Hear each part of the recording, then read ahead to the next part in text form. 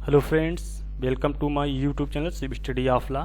Friends, आज के topic में हम लोग बिहार एपीओ की मुख्य परीक्षा मेंस एग्जाम के पेपर नंबर 7 माइनर एक्ट के अंतर्गत आयुध अधिनियम दी आर्म्स एक्ट 1959 के मुख्य परीक्षा मेंस एग्जाम के पॉइंट ऑफ व्यू से इम्पोर्टेंट एवं सेलेक्टेड प्रश्नों को उत्तर सहित डिस्कस करेंगे। तो जैसा कि आप लोगों को सिलेबस के बारे में जानकारी होगी कि पेपर नंबर 7 में माइनर एक्ट के अंतर्गत 6 एक्ट से प्रश्नों को पूछा जाएगा। तो आज के टॉपिक में हम लोग आयुध अधिनियम दी आर्म्स एक्ट 1959 के जितने भी महत्वपूर्ण प्रश्न मुख्य परीक्षा की दृष्टि से हो सकते हैं उनको उत्तर सहित विद आंसर्स के डिस्कस करेंगे। तो डिस्कस करने से पहले आप लोगों के लिए एक महत्वपूर्ण सूचना है कि जो लोग पेपर नंबर 7 माइनर एक्ट के अंतर्गत मेंस एग्जाम में पूछे जाने वाले 6 एक्ट के कंप्लीट सिलेक्टेड और इम्पोर्टेंट क्वेश्चंस के आंसर्स पीडीएफ में एवं बीआर एक्ट की पीडीएफ और प्रीवियस ईयर्स के सभी प्रश्न पत्र यानी कि ऑल क्वेश्चन पेपर्स की पीडीएफ और माइनर एक्ट से रिलेटेड स्पेशल वीडियोज को पाना चाहते हैं तो उन लोगों के लिए ऑफर के तौर पर सिर्फ 159 रुपीज़ में YouTube channel Shiv study of law पर जाकर चैनल को ज्वाइन बटन पर क्लिक करना है और चैनल की मेंबरशिप लेकर के पेपर नंबर 7 माइनर एक्ट के अंतर्गत पूछे जाने वाले 6 एक्ट के कंप्लीट सिलेक्टेड और इम्पोर्टेंट क्वेश्चंस के आंसर्स पीडीएफ में और वेर एक्ट की पीडीएफ और प्रीवियस ईयर्स के सभी प्रश्न पत्रों की पीडीएफ और स्पेशल वीडियोज को प्राप्त कर सकते हैं। और जो लोग बिहार एपीओ मेंस एग्जाम मुख्य परीक्षा के कंप्लीट सिलेबस के नोट्स को प्राप्त करना चाहते हैं तो उन लोगों के लिए ऑफर के तौर पर 799 रुपीज़ का जो प्लान दिया गया है गोल्डन स्पेशल प्लान, इस पर क्लिक करके और ज्वाइन बटन पर क्लिक करके चैनल की मेंबरशिप को ले लेना है और चैनल की मेंबरशिप लेकर के वो बिहार एपीओ मेंस एग्जाम मुख्य परीक्षा से related complete syllabus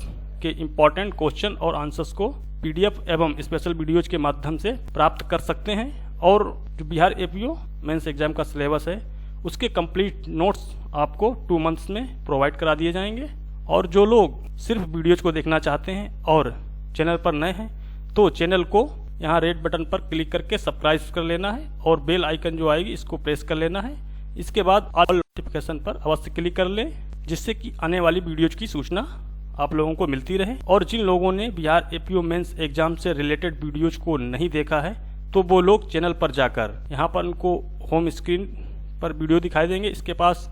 option videos का मिलेगा और जो थर्ड ऑप्शन आपको प्लेलिस्ट का मिलेगा, इस पर आपको क्लिक करना है और बिहार एपीओ मुख्य परीक्षा मेंस एग्जाम से रिलेटेड वीडियोज की प्लेलिस्ट को ओपन करके जितने भी video Bihar APO mains exam से रिलेटेड दिए गए हैं वो सभी प्ले लिस्ट में यहाँ पर आपको साइट में शो हो जाएंगे। तो इनको आप 1 बाय 1 करके देख सकते हैं। तो फ्रेंड्स, शुरू करते हैं आज के टॉपिक को। आयुध अधिनियम 1959 दी आर्म्स एक्ट 1959 का ये जो बीआर एक्ट है हिंदी मीडियम में है। तो जो आयुध अधिनियम का बीआर एक्ट हिंदी मीडियम में है तो आयुध अधिनियम में कुल 46 धाराएं दी गई हैं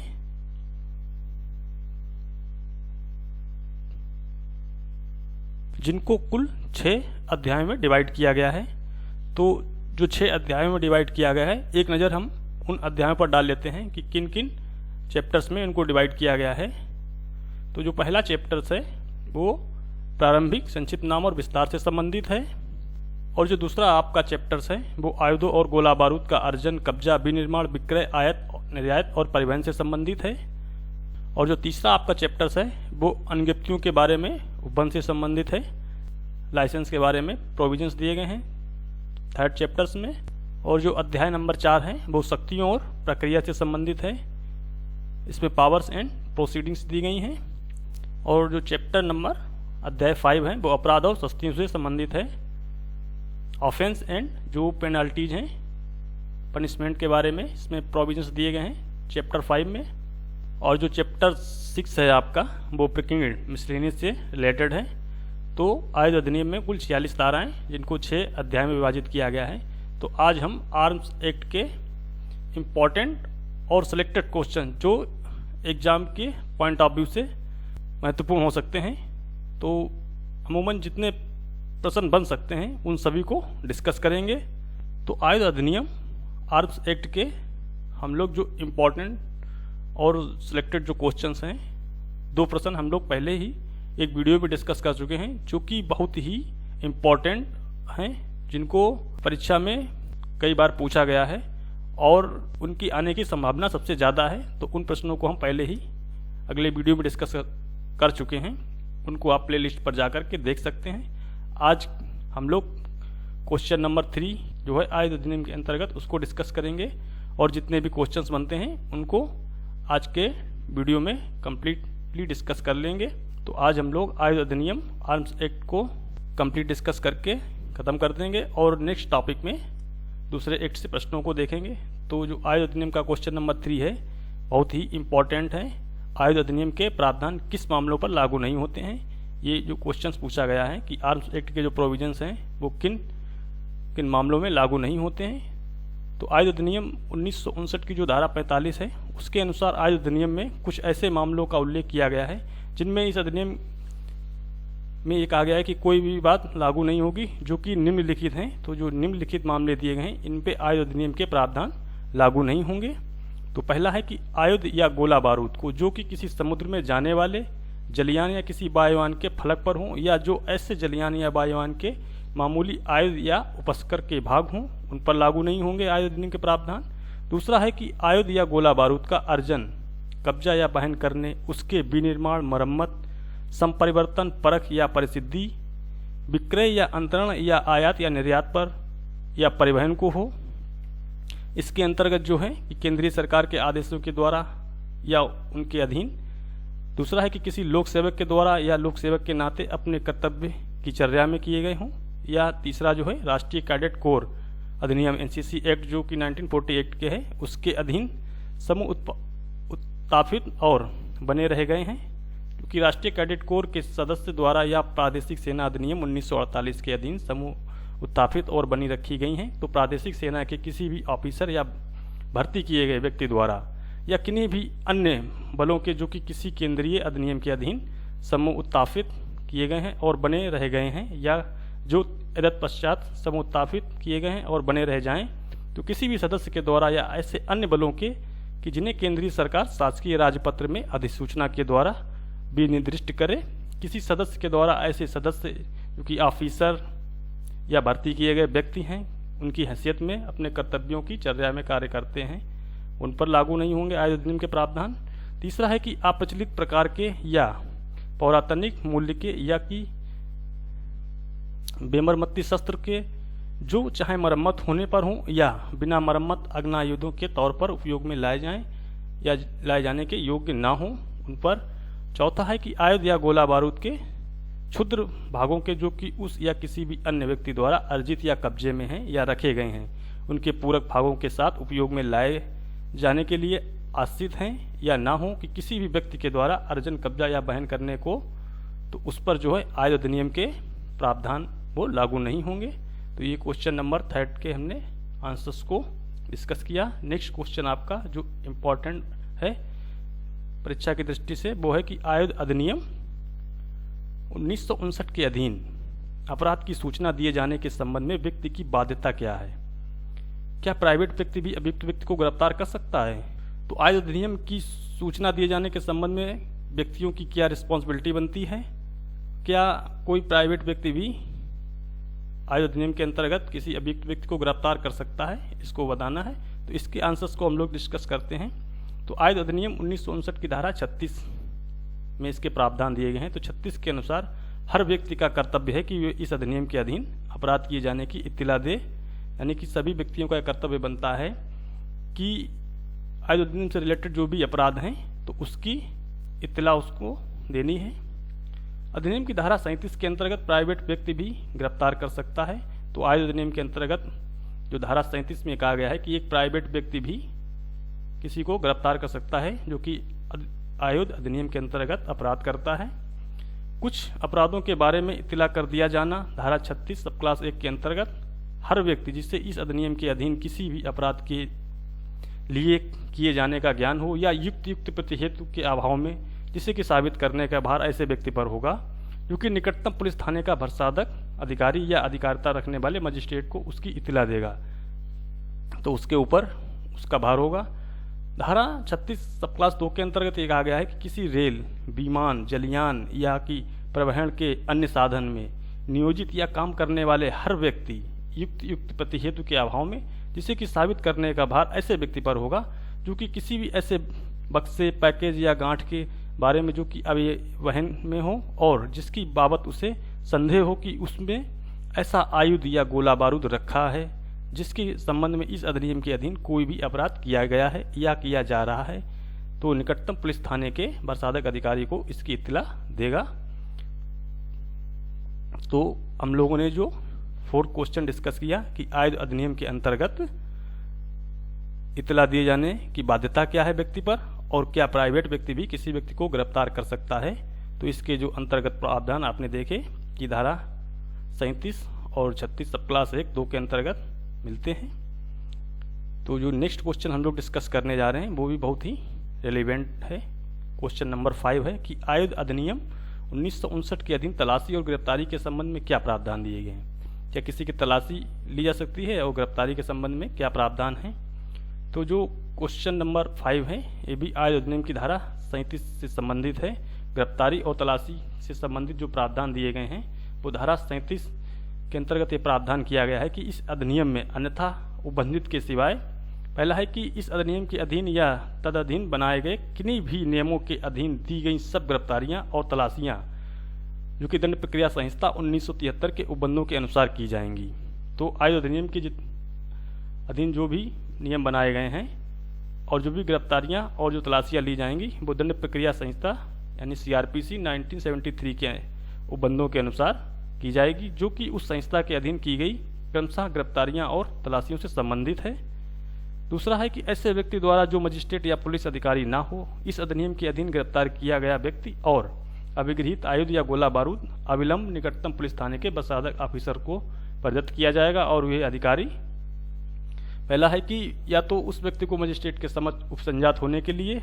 उसके द्वारा प्रतिभूति सहित या रहित बंद पट पर निष्पादित किए जाने पर छोड़ देगा और अभिगृहित चीज़ों को मजिस्ट्रेट के समक्ष उस व्यक्ति के उपसंजात होने तक अपनी अभिरक्षा में रखेगा। दूसरा है कि यदि वह व्यक्ति बंद पट पर निष्पादित करने में या पर्याप्त प्रतिभूति यदि उससे वैसी अपेक्षा की जाए देने में असफल है तो उस व्यक्ति को और उन चीज़ों को अविलंब मजिस्ट्रेट के समक्ष पेश कर दिया जाएगा। यदि व्यक्ति सिक्योरिटी है देने में सक्षम है और जो उससे अभिगृहित चीज़ें हैं तो उसको जो है सक्षम अधिकारी अपनी अभिरक्षा में रख लेगा और बंद पत्र यानी सिक्योरिटी पर अभियुक्त को छोड़ देगा। यदि वो अभियुक्त को नहीं छोड़ता है तो जो उससे बरामद की गई चीज़ें हैं और अभियुक्त को तो अविलंब मजिस्ट्रेट के समक्ष प्रस्तुत करेगा। तो क्वेश्चन नंबर 5 के अंतर्गत हम लोगों ने ये जाना कि किसी भी व्यक्ति के संबंध में गिरफ्तारी और तलाशी के बारे में जो प्रावधान दिए उसको समझा। अब नेक्स्ट क्वेश्चन जो 6 है ये भी बहुत ही इम्पॉर्टेंट है क्योंकि आयुध अधिनियम आर्म्स एक्ट से उन्हीं प्रश्नों को सिलेक्ट किया गया है जो कि एग्जाम के पॉइंट ऑफ व्यू से बहुत ही रिलेवेंट और इम्पॉर्टेंट हो सकते हैं। तो नेक्स्ट क्वेश्चंस को हम लोग डिस्कस कर लेते हैं। क्वेश्चन नंबर 6 है क्या हथियार और गोला बारूद को रखना भारत के संविधान के अनुच्छेद 21 के तहत मौलिक अधिकार है या केवल एक कानूनी अधिकार है। ये जो क्वेश्चन है बहुत ही इम्पॉर्टेंट है, वेरी वेरी मोस्ट इम्पॉर्टेंट, क्योंकि इसको जो है कॉन्स्टिट्यूशन से रिलेटेड किया गया है। तो भारत में बंदूक के नियंत्रण एवं कब्जे के जो सभी पहलुओं को आयुध अधिनियम 1959 से ही नियंत्रित किया जाता है और इस अधिकार का कोई भी संवैधानिक महत्व नहीं है। तो क्वेश्चन पूछा गया था कि क्या हथियार और गोला बारूद को रखना भारत के संविधान के अनुच्छेद 21 के तहत मौलिक अधिकार है या फिर केवल एक कानूनी अधिकार है। तो इसमें आंसर्स में ये कहा गया है कि जो भारत में बंदूक नियंत्रण और कब्जे के जो भी सभी पहलुओं हैं उनको आयुध अधिनियम से ही कंट्रोल किया जाएगा, उसी के अंतर्गत वो नियंत्रित होंगे। इस अधिकार का कोई भी संवैधानिक महत्व नहीं है। हालांकि कुछ मामलों में आत्मरक्षा के अधिकार को भारतीय संविधान के अनुच्छेद 21 के दायरे में शामिल किया गया है। तो इस संबंध में एक बहुत ही महत्वपूर्ण केसला है गणेश चंद्र भट्ट वशिष्ठ जिला दंडाधिकारी अल्मोड़ा व अन्य का मामला है जो कि ऑल इंडिया रिपोर्टर 1993 का केसला है। इस केस में न्यायमूर्ति काटजू ने अपने विचारों को प्रकट किया था। इस केस में जो याचिकाकर्ता ने एक रिवॉल्वर के लाइसेंस के लिए आवेदन किया था। क्लियरेंस हासिल करने के लिए सभी जरूरी औपचारिकताओं को पूरा करने के बाद भी उसे लाइसेंस नहीं दिया गया तो याचिकाकर्ता ने इलाहाबाद हाईकोर्ट का दरवाजा खटखटाया। तो न्यायमूर्ति काटजू ने इस विशेष मामले में फैसला सुनाया था कि अगर किसी भी ऐसे हथियार के लिए आवेदन किया गया है जो कि प्रतिबंधित हथियारों की श्रेणी में नहीं आता है और अगर 3 महीने बीत चुके हैं और कोई भी संवाद नहीं हुआ है तो ये समझा जाएगा कि लाइसेंस जो है सरकार ने मंजूर कर लिया है। तो 3 महीने बीत चुके हैं और प्रतिबंधित हथियारों की श्रेणी में नहीं आता है तो ये समझा जाएगा कि उसको जो है एक्सेप्टेंस सरकार ने स्वीकार कर ली है। तो उन्होंने ये अपनी राय दी थी कि हथियार ग्रहण करने का अधिकार आत्मरक्षा के अधिकार में शामिल है जो कि एक स्वाभाविक अधिकार होने के नाते भारतीय संविधान के अनुच्छेद 21 की सीमाओं के भीतर आना चाहिए जो कि जीवन के अधिकार की बात करता है। तो उन्होंने उल्लेख किया कि दिवाली और दशहरे के दौरान जो आग्नेयास्त्रों की पूजा करना और महाभारत में अग्निभुजाओं का उपयोग करना ये दर्शाता है कि ये अधिकार जो है नागरिक की गरिमा और स्वाभिमान से संबंधित है और गरिमा के साथ जीवन जीने का अधिकार की जो गारंटी है वो भारतीय संविधान का अनुच्छेद 21 देता है। पर्सनल लाइफ और लिबर्टी के बारे में जो बात करता है तो उसके द्वारा गरिमा के साथ जीवन जीने के अधिकार की जो गारंटी दी गई तो अनुच्छेद 21 के अंतर्गत दी गई है। तो हालांकि 1993 के मुंबई बम धमाके से पहले ये फैसला लिया गया था। इस निर्णय को बाद के निर्णय द्वारा अधिक शासित किया गया और अब तक के तय जो बिंदु हैं वो ये हैं कि हथियार रखने का जो अधिकार है वो केवल आयुध अधिनियम 1959 के द्वारा शासित होता है और संवैधानिक रूप से संरक्षित नहीं है। इस प्रकार ये कहा जा सकता है कि आयुध रखने और सहन करने का जो अधिकार है वो मौलिक अधिकार नहीं है बल्कि इसे आयुध अधिनियम 1959 के माध्यम से कानूनी अधिकार के रूप में मान्यता दी गई है। तो हमने क्वेश्चन नंबर 6 को देखा कि आयुध या गोला बारूद रखने का अधिकार जो है वो संवैधानिक कानूनी अधिकार है या फिर मौलिक अधिकार है। तो आयुध अधिनियम का जो अधिकार है वो केस लॉ के माध्यम से कुछ कंडीशंस में मौलिक अधिकार किया गया था लेकिन जो बाद में निर्णय दिए गए हैं तो उसको कानूनी अधिकार के रूप में ही आयुध अधिनियम के अंतर्गत मान्यता दी गई है। तो हम लोग नेक्स्ट क्वेश्चन देखते हैं 7 जो कि बहुत ही रेलिवेंट क्वेश्चन है कि आयुध अधिनियम 1959 की धारा 25 के अंतर्गत वर्णित विभिन्न प्रकार के दंडों की संक्षेप में व्याख्या कीजिए। तो जो आयुध अधिनियम की जो धारा 25 है इसके अंतर्गत जो निम्न प्रकार के दंडों के बारे में बताया गया है तो उनकी हमको संक्षेप में व्याख्या करनी है। तो फ्रेंड्स ये जो क्वेश्चन है बहुत ही रेलिवेंट और बहुत ही महत्वपूर्ण है। यदि इस क्वेश्चंस को आपने अच्छे से समझ लिया और इसके जो पनिशमेंट्स दिए गए हैं उनको आपने संक्षेप में लिख करके याद कर लिया तो आप यकीन मानिए कि जो आयुध अधिनियम है आर्म्स एक्ट है आपका इसी से कवर हो जाएगा, इसी से आप काफ़ी क्वेश्चंस हल कर सकते हैं। तो इस क्वेश्चंस के आंसर्स को आप अच्छे से देखिएगा। तो इसके आंसर्स को देखते हैं कि आयुध अधिनियम 1959 की जो धारा है 25 के अंतर्गत कुछ अपराधों के लिए दंड का प्रावधान किया गया है। जैसे कि अपराध एवं उसके लिए जो दंड है वो किस प्रकार है। पहला है कि जो कोई धारा 5 के यानी कि जो धारा 25 में दंड दिए गए हैं तो किस किस धाराओं में कितने दंड दिए गए हैं उसको बताया गया है। तो आधे से ज़्यादा आपका एक्ट इसी क्वेश्चंस में कवर हो जाएगा। क्वेश्चंस का जो आंसर है वो थोड़ा लंबा है इसलिए इसको संक्षेप में पूछा गया है। तो संक्षेप में आपको बताना है। तो पहला है कि जो कोई धारा 5 के उल्लंघन में किसी भी आयुध या गोला बारूद या विनिर्माण अभिप्राप्त या उपाप्त विक्रय अंतरण संपरिवर्तन मरम्मत परख या परिसिद्धि करेगा या उसे विक्रय या अंतरण के लिए अभिदर्शित या प्रतिस्थापित करेगा या विक्रय अंतरण संपरिवर्तन मरम्मत परख या परिसिद्धि के लिए अपने कब्जे में रखेगा अथवा जो सब क्लास बी है कि धारा 6 के उल्लंघन में किसी भी अग्नायुद्ध की नाल को छोटी करेगा या नकली अग्नायुद्ध को अग्नायुद्ध में संपरिवर्तित या आयुध नियम 2016 में जो उल्लिखित हैं अग्नायुद्धों के किसी भी प्रवर्ग से अग्नायुद्धों के किसी अन्य प्रवर्ग में संपरिवर्तित करेगा। या फिर जो तीसरा है कि धारा 11 के उल्लंघन में किसी भी वर्ग या वर्णन के आयुध या गोला बारूद को भारत में लाएगा या भारत के बाहर ले जाएगा वे ऐसे कारावास है जिसकी अवधि जो है 7 वर्ष से कम की नहीं होगी किंतु जो आजीवन कारावास तक हो सकेगी। मेन जो पॉइंट है आप इसको देखना है कि धारा 5 और 6 और 11 में जो कृत्य बताए गए हैं यदि उस कृत्य को कोई करता है तो कैसे वे ऐसे अवधि के कारावास से दंडित किया जाएगा जो कि कम से कम 7 वर्ष की होगी और जो अधिकतम आजीवन कारावास तक हो सकेगी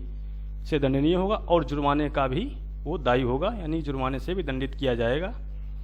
दूसरा है कि जो कोई धारा 7 के उल्लंघन में किन्हीं प्रतिसिद्ध आयुधों या गोला बारूद को अर्जित करेगा और अपने कब्जे में रखेगा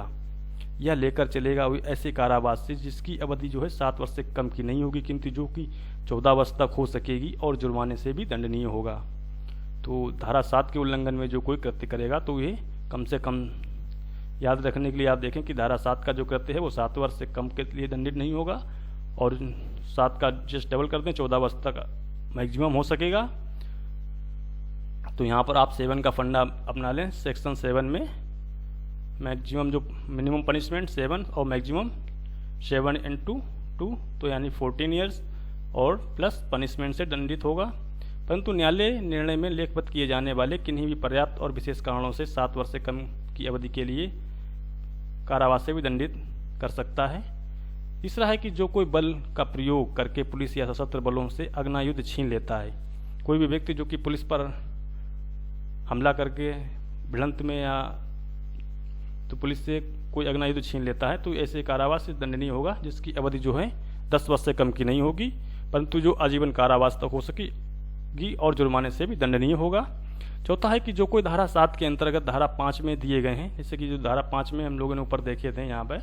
तो यहाँ जो धारा 5 में दिए गए हैं ये जितने भी तथ्य यहाँ पे दिए गए हैं कि उल्लंघन में किसी भी आयुध या गोला बारूद या विनिर्माण अभिप्रात उपाप्त विक्रय अंतरण संपरिवर्तन मरम्मत परख या प्रसिद्धि या उसे विक्रय या अंतरण के लिए अभिदर्शित या प्रतिस्थापित करेगा या विक्रय अंतरण संपरिवर्तन मरम्मत परख या प्रसिद्धि के लिए अपने कब्जे में रखेगा। तो यहाँ पर आपको धारा 5 की सभी बातें लिख देनी है, जो यहाँ पर चौथे नंबर में दिया गया है कि जो कोई धारा 7 के अंतर्गत धारा 5 में दिए गए तथ्यों को परिस्थितियों के अंतर्गत आयुध या गोला बारूद को अपने कब्जे में रखेगा तो ये ऐसे कारावास है जिसकी अवधि जो है 10 वर्ष से कम की नहीं होगी, किंतु जो आजीवन कारावास तक की हो सकेगी और जुर्माने से भी दंडनीय होगा। पांचवा है कि जो कोई धारा 24A के अधीन जारी अधिसूचना के उल्लंघन में कोई भी आयुध या गोला बारूद अपने कब्जे में रखता है या धारा 24B के अधीन जारी अधिसूचना के उल्लंघन में उसको बहन करता है या अन्यथा अपने कब्जे में रखता है या वो ऐसे कारावास से जिसकी अवधि जो है 3 वर्ष से कम नहीं होगी, किंतु जो 7 वर्ष तक की हो सकेगी और जुर्माने से भी दंडित किया जाएगा।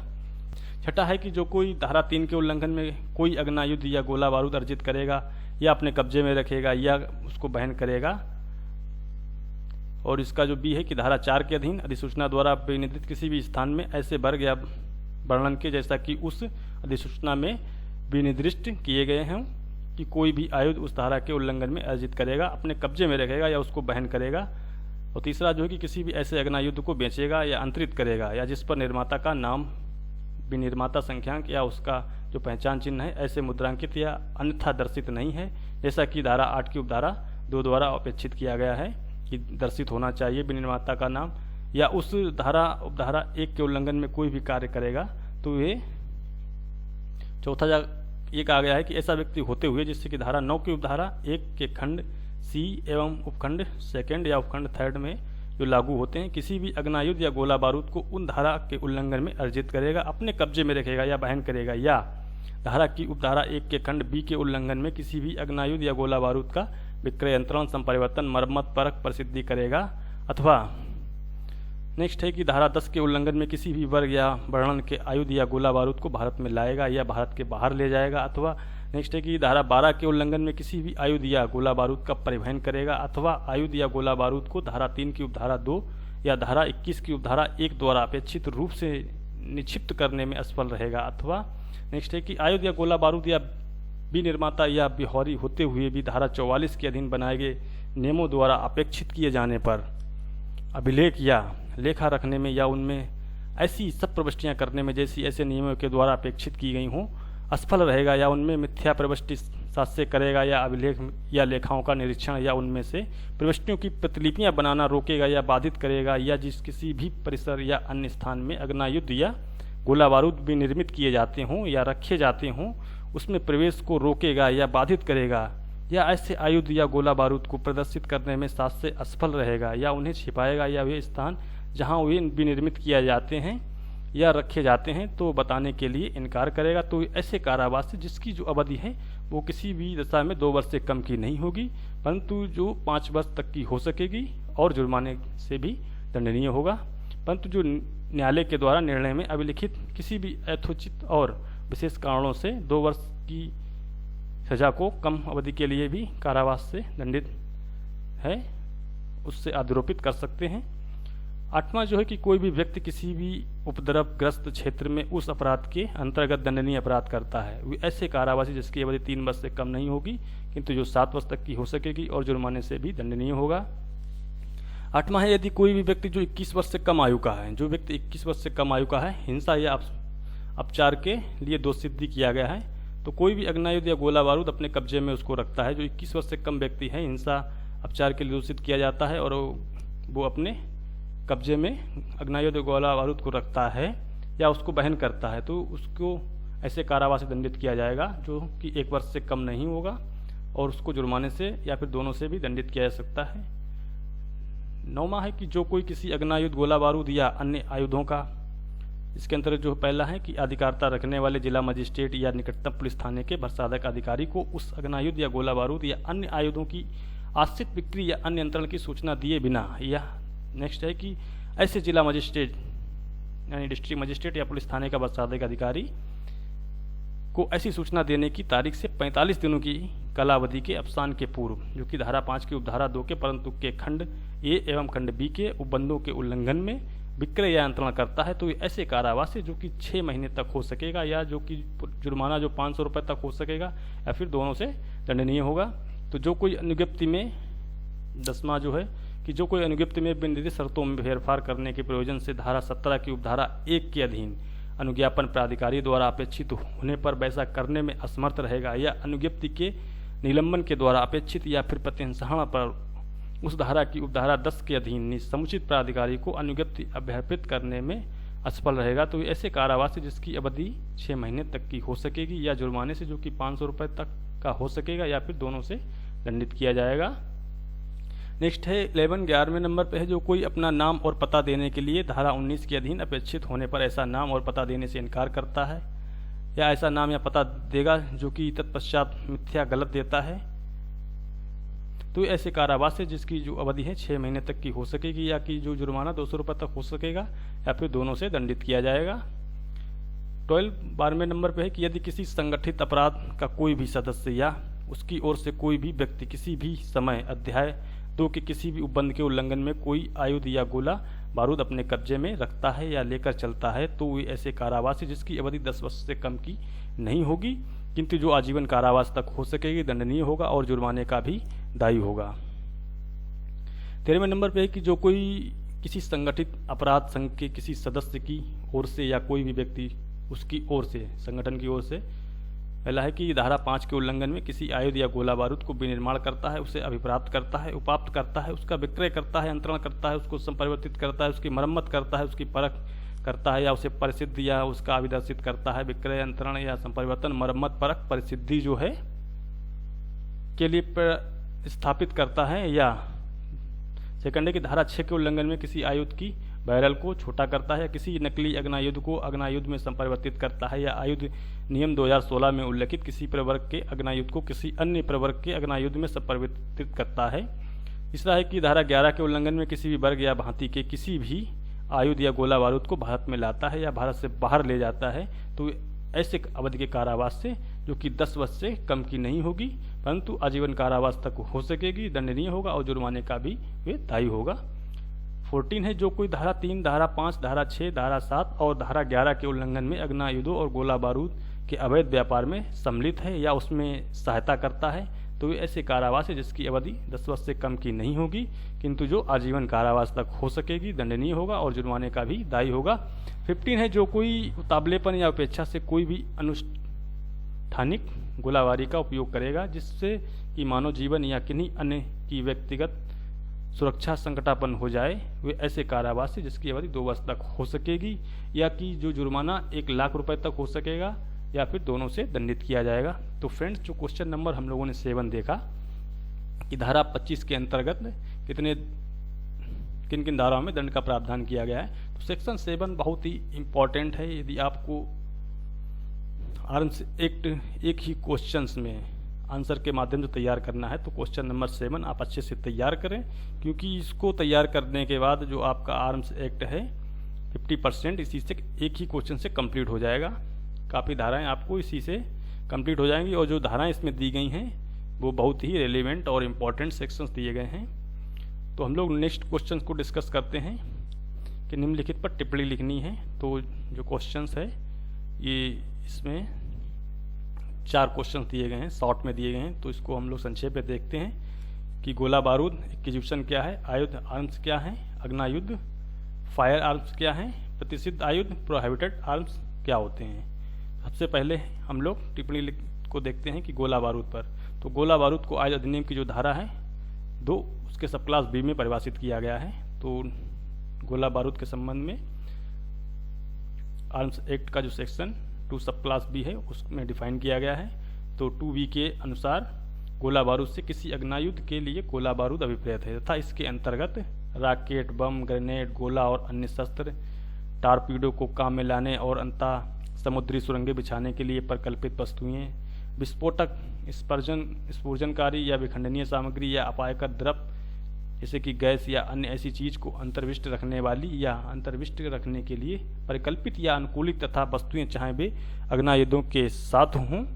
या ना हों, अग्नायुद्धों के लिए भरण और ऐसे भरणों के लिए उपसाधन,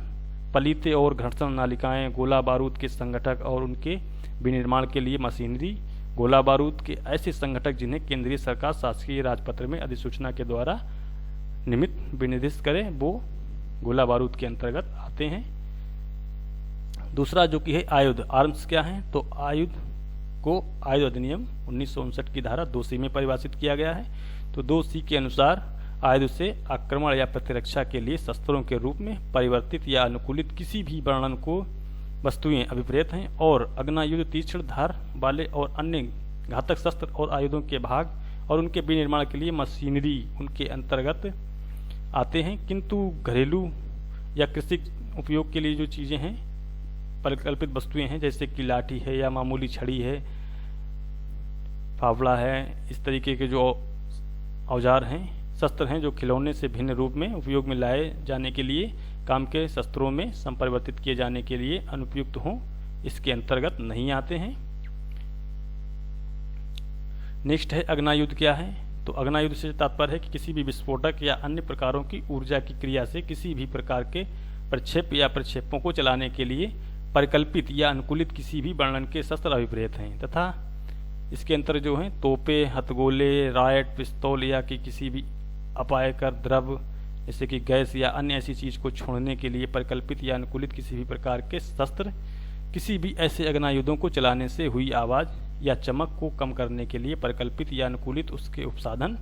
अग्नायुद्धों के भाग और उन्हें विनिर्मित करने के लिए मशीनरी तथा तोपों को चढ़ाने, उनका परिवहन करने और उन्हें काम में लाने के लिए गाड़ियां, मंच और साधात्री इसके अंतर्गत अग्नायुद्ध के अंतर्गत आते हैं। नेक्स्ट जो है 4th नंबर का कि प्रतिषिद्ध आयुध क्या है, प्रोहिबिटेड आर्म्स। तो प्रसिद्ध आयुधों से तात्पर्य है कि पहला है कि वे अग्नायुद्ध जो इस प्रकार परिकल्पित या अनुकूलित हों कि यदि घोड़े पर दबाव डाला जाए जब तक दबाव घोड़े पर से हटा न लिया जाए या अस्त्रों को अंतर्विष्ट रखने वाला मैगजीन खाली न हो जाए, अस्त्र छूटते रहें अथवा किसी भी वर्णन के वे शस्त्र जो कि किसी भी अपायकर द्रव्य, गैस या ऐसी अन्य चीज को छोड़ने के लिए परिकल्पित या अनुकूलित हों, तो इसके अंतर्गत तोपे, वायुयान भेदी और टैंक भेदी अग्नायुद्ध और ऐसे अन्य आयुध आते हैं जिसे केंद्रीय सरकार शासकीय राजपत्र में अधिसूचना के द्वारा प्रतिषिद्ध आयुध होना विनिर्दिष्ट करे, तो वो प्रोहिबिटेड आर्म्स के अंतर्गत आएंगे। नेक्स्ट क्वेश्चन आपका है 9, ये भी बहुत ही इंपॉर्टेंट है। आयुध अधिनियम 1959 की धारा 3 एवं 4 में क्या अंतर है, तो यहाँ पर डिफरेंस पूछ रहा है कि सेक्शन 3 और 4 में मेन डिफरेंस क्या है। तो आयुध अधिनियम की धारा जो है 3 में ये प्रावधान किया गया है कि कोई भी व्यक्ति बिना अनुमति के अग्नायुद्ध और गोला बारूद को कब्जे में नहीं रखेगा, यानी कि बिना परमिशन के कोई भी व्यक्ति आर्म्स को अपने कब्जे में नहीं रखेगा। इस धारा के परंतुक में ये कहा गया है कि जो व्यक्ति अनुज्ञप्ति धारित नहीं करता है वह अनुज्ञप्ति के धारक के लिखित प्राधिकार से या उपस्थिति में लेकर उसको चल सकता है। 3 में ये कहा गया है कि कोई भी व्यक्ति अनुमति के बगैर अस्त्र को धारण नहीं करेगा या अपने पास नहीं रखेगा। परंतु में ये कहा गया है कि जो व्यक्ति किसी भी औजार को धारण करता है यदि उसके पास अनुज्ञप्ति नहीं है, तो जिसके पास अनुज्ञप्ति लाइसेंस है उसकी उपस्थिति में या उसके लिखित प्राधिकार से उसके साथ लेकर के चल सकता है। जैसे कि कोई भी रिस्पेक्टेड पर्सन है जिसके पास बंदूक का लाइसेंस है और उसके साथ में उसके गार्ड चलते हैं, तो उसके गार्ड उसकी बंदूक को लेकर के चल सकते हैं, राइफल्स को लेकर के चल सकते हैं उसकी उपस्थिति में, अन्यथा वो उसको नहीं रख सकता है। तो 3 में ये कहा गया है। और धारा 4 में क्या कहा गया है कि आयुध अधिनियम की धारा 4 में यह प्रावधान दिया गया है कि अग्नायुधों से भिन्न आयुधों के कब्जे में रखने या अर्जन के लिए अनुज्ञप्ति लेना आवश्यक है। ऐसे आयुध का उल्लेख केंद्रीय सरकार द्वारा अधिसूचना में उल्लिखित होता है। तो यहाँ पर अनुज्ञप्ति लेना आवश्यक बताया गया है और वहाँ पे अनुज्ञप्ति के बिना लाइसेंस को नहीं रखना है। तो दोनों में ये जो बेसिक डिफरेंस है इसको आप लोग समझ गए होंगे। नेक्स्ट जो क्वेश्चन है बहुत ही इंपॉर्टेंट है, 10 नंबर जो क्वेश्चन है कि अग्नि आयुधों के लिए अनुज्ञप्ति प्राप्त करने के लिए आयुध अधिनियम में क्या प्रावधान है। कोई भी व्यक्ति एक साथ कितने आयुध रख सकता है। तो आयुध के लिए जो लाइसेंस है उसके प्राप्त करने के लिए आर्म्स एक्ट में धारा 3 में ही दिया गया है। जैसा कि हम लोगों ने ऊपर देखा कि उसके लिए लाइसेंस लेने की प्रक्रिया क्या है आयुध अधिनियम के अंतर्गत, उसको देखना है और ये देखना है कि एक व्यक्ति कितने साथ कितने हथियार रख सकता है। तो इसके आंसर्स को हम लोग देखते हैं कि आयुध अधिनियम 1959 की धारा 3 में अग्नायुध के अनुज्ञप्ति के संबंध में प्रावधान किया गया है। धारा 3 के अनुसार कोई भी व्यक्ति बिना अनुज्ञप्ति प्राप्त किए किसी भी अग्नायुधों को ना तो अर्जित करेगा और ना ही अपने कब्जे में रखेगा। सिंपल सी बात है, एक व्यक्ति 2 अग्नास्त्रों को कब्जे में रख सकता है। तो एक व्यक्ति है 2 हथियार अपने पास रख सकता है, 2 से अधिक नहीं। लेकिन उपधारा 2 के नियम जो कि 2 अग्नायुधों की बात करता है, अग्नायुधों के लिए किसी व्यवहारी को या ऐसे राइफल क्लब का या राइफल संगम के जो कि केंद्रीय सरकार के द्वारा अनुज्ञप्ति या मान्यता प्राप्त हैं और निशाना लगाने के लिए अभ्यास के लिए 22 बोर राइफल या हवाई राइफल का प्रयोग करता है, तो किसी भी सदस्य को लागू नहीं होगी। यानी कि जो 2 आर्म्स की बात की गई कि 2 से अधिक व्यक्ति नहीं रख सकता है, लेकिन ये जो प्रावधान है वो व्यवहारियों को और जो राइफल क्लब हैं या राइफल के संगम हैं उन लोगों पर केंद्रीय सरकार जो है अधिसूचना के द्वारा प्रावधान कर सकेगी। तो उन पर ये जो नियम 2 वाला है वो लागू नहीं होगा। वो 2 से अधिक भी रख सकते हैं, जो कि 22 बोर राइफल या हवाई राइफल का जो प्रयोग करते हैं वो अभ्यास के लिए, प्रैक्टिस के लिए, तो वो अधिक रख सकते हैं। तो किसी भी सदस्य की लागू नहीं होगी, अर्थात 3 से अधिक अग्नायुधों को भी रख सकते हैं। तो नेक्स्ट क्वेश्चन है 11, अनुज्ञप्ति प्रदत्त करने से इनकार या निलंबित या उसको प्रतिहत कर दिए जाने पर पीड़ित व्यक्ति को क्या उपचार है। तो अनुज्ञप्ति प्रदत्त करने से इनकार यानी किसी भी व्यक्ति को लाइसेंस देने से इनकार या उसको निलंबित या उसको प्रतिहत कर दिया जाता है, तो उस पीड़ित व्यक्ति को क्या उपचार है आयुध अधिनियम में। तो उसके उपचार को हम लोग देख लेते हैं। उसके उपचार के बारे में आयुध अधिनियम की धारा 18 में बताया गया है। तो पीड़ित का जो उपचार है वो आयुध अधिनियम 59 की धारा 18 के अधीन पीड़ित को जो अधिकार हैं कि वे अनुज्ञापन प्राधिकारी के या उस प्राधिकारी के जिसके अधीनस्थ अनुज्ञापन प्राधिकारी हैं के आदेश के विरुद्ध अपील प्राधिकारी के समक्ष कर सकता है। अपील लिखित अर्जी के द्वारा की जाएगी। अपीलार्थी को सुनवाई का अवसर देने के पश्चात अपील का निस्तारण भी कर दिया जाएगा, डिस्पोजल हो जाएगा। अपील प्राधिकारी का प्रत्येक आदेश जो है वो अंतिम आदेश होगा। तो फ्रेंड्स, आज के टॉपिक में हम लोगों ने आयुध अधिनियम 1959 दी आर्म्स एक्ट 1959 के कंप्लीट प्रश्नों को उत्तर सहित डिस्कस किया। जो प्रश्न रेलिवेंट और इम्पोर्टेंट हो सकते थे आयुध अधिनियम से, उनको यहाँ पर दिया गया है। और जैसा कि आप लोगों को ज्ञात है कि सिलेबस के अकॉर्डिंग जो पेपर नंबर 7 है उसमें 6 एक से प्रश्न पूछे जाएंगे। तो जो प्रश्न पत्र आपका होगा वो 150 अंकों का होगा। उसमें से आपको जो कि मैक्सिमम 30 क्वेश्चन दिए जाएंगे, जिसमें से आपको 15 क्वेश्चन के उत्तर लिखने हैं। जो 15 क्वेश्चन होंगे वो आपके 6 एक्ट के अंतर्गत पूछे जाएंगे। तो यदि आप 6 एक्ट के इसी तरीके से, इसमें से जो 6 एक्ट हैं उसमें से 2-3 एक्ट तो बिल्कुल ही छोटे छोटे एक्ट्स हैं, उनसे तो 1 ही 2 प्रश्न इम्पोर्टेंट्स हैं। तो इस तरीके से आप ये यदि जो एक्ट दिए गए हैं इनके क्वेश्चंस 10-12 क्वेश्चंस आप सभी से जो इम्पोर्टेंट हैं उनको देख लेंगे, तो जो आपका पेपर है वो आसानी से सॉल्व हो जाएगा या आप 30 क्वेश्चन में से 15 क्वेश्चन आसानी से कर सकेंगे। तो आज के टॉपिक में हम लोग ने आर्म्स एक्ट के इम्पॉर्टेंट और सिलेक्टेड क्वेश्चंस को डिस्कस कर लिया है। अब हम लोग नेक्स्ट टॉपिक में दूसरे एक्ट के क्वेश्चंस को डिस्कस करेंगे जो कि रिलेवेंट और इम्पॉर्टेंट होंगे। तो फ्रेंड्स, मैं उम्मीद करता हूं कि आज के टॉपिक में सुझाए गए जो प्रश्न हैं और उनके जो उत्तर हैं वो परीक्षा की दृष्टि से हेल्पफुल साबित होंगे। तो आज का जो टॉपिक आप लोगों को पसंद आया है तो जो आज का वीडियो है इसको लाइक और शेयर अवश्य कर दें, जिससे कि अन्य लोग की वीडियो का लाभ उठा सकें। और यदि आप लोगों को बिहार एपीओ की मुख्य परीक्षा मेंस एग्जाम से संबंधित कोई भी जानकारी प्राप्त करनी हो तो मेंस एग्जाम से रिलेटेड कोई भी जानकारी पाने के लिए आप हमें दिए गए व्हाट्सएप नंबर 9935520703 पर रिक्वेस्ट मैसेज भेज करके बिहार एपीओ मेंस एग्जाम से रिलेटेड जानकारी को प्राप्त कर सकते हैं। तो फ्रेंड्स, मिलते हैं आज से नेक्स्ट टॉपिक में। तब तक के लिए bye bye and take care. जय हिंद, जय भारत।